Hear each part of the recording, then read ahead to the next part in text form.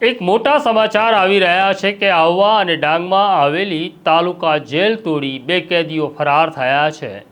Jail તોડવાની ઘટના ભાગ્યે જ બને છે। 2013ની અંદર અમદાવાદની સાબરમતી જેલમાં સુરંગ ખોદાઈ હતી અને ત્યાર પછી આ મોટા સમાચાર છે કે આહવા ડાંગની તાલુકા જેલમાંથી પોલીસની નજર સામે બે આરોપીઓ ભાગી છૂટ્યા છે। વૈષ્ણવજન તો તેને કહીએ જે પીડ પરાઈ જાનાને રે। નમસ્કાર, નવજીવન ન્યૂઝમાં તમારું સ્વાગત છે અને હું છું તમારો પ્રશાંત દયાળ। આપણે એવું માનીએ છીએ કે જેમ વિકાસ થાય તેમ વિકાસ જેલનો પણ થવો જોઈએ અને જેલની સંખ્યા પણ વધવી જોઈએ। ખરેખર વાસ્તવિકતા તો એ છે કે જેલોની સંખ્યા વધે એ આદર્શ સ્થિતિ નથી। લોકો ગુનો ન કરે અને જેલોની સંખ્યા ઘટે અને જેલો ઘટે એ જ આદર્શ સ્થિતિ છે। ખેર પણ આ સમજાવવું વ્યર્થ છે।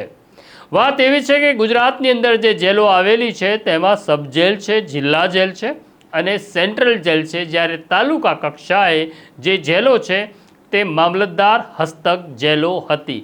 ગુજરાતમાં આવી 33 જેલો હતી જે મામલતદાર હસ્તક હતી, પરંતુ રાજ્ય સરકારે હુકમ કર્યો કે મામલતદાર પાસે જે જેલો છે તે ગુજરાત જેલોને સોંપી દેવામાં આવે, એટલે કે ગુજરાત પ્રિઝન સર્વિસને હસ્તક આ જેલો આવે।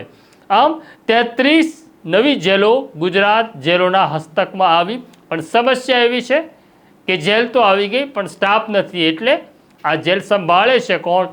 તો તમને સાંભળીને આશ્ચર્ય થશે, ગુજરાતની 33 તાલુકા જેલ એવી છે કે જેના ઇન્ચાર્જ માત્ર હવાલદાર છે। આહવા ડાંગમાં પણ આવી એક જેલ છે જેમાં 17 કાચા અને પાકા કામના કેદીઓને રાખવામાં આવ્યા છે। ગત રાત્રે એક ઘટના ઘટે છે 10:30 વાગે। બે કેદી, જેમાં એક હત્યાના ગુનાનો આરોપી છે, બીજો પોક્સોનો આરોપી છે। આ બંને કાચા કામના કેદી જેલમાં રહેલા સિપાહીને કહે છે પેટમાં દુખાવો થઈ રહ્યો છે, એટલે જેલનો સિપાઈ આ બંને કેદીઓને બહાર કાઢે છે અને પછી બધું આયોજનબદ્ધ રીતે થાય છે। આ બંને કેદી હવાલદારને ધક્કો મારી મુખ્ય દરવાજેથી ભાગી છૂટ્યા।